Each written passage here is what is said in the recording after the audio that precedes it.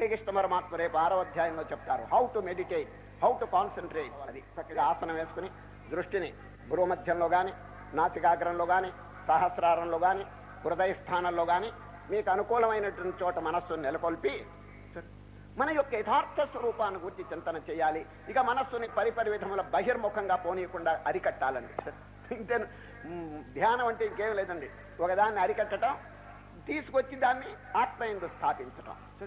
జగత్తులో ఉన్నటువంటి ప్రవృత్తులు, సంకల్పములు, వీటిని గురించి వీటి నుండి మనస్సును విరమింపజేయటం, withdrawal of the senses from the outer world.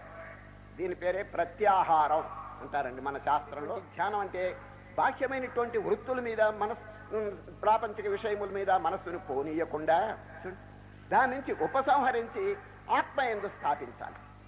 ఇది మొదట్లో అందరికీ సాధ్యపడదనుకోండి. You have to make practice. అభ్యాసం లేకపోతే ఇటువంటి స్థితి ఎవరికి కలగదండి.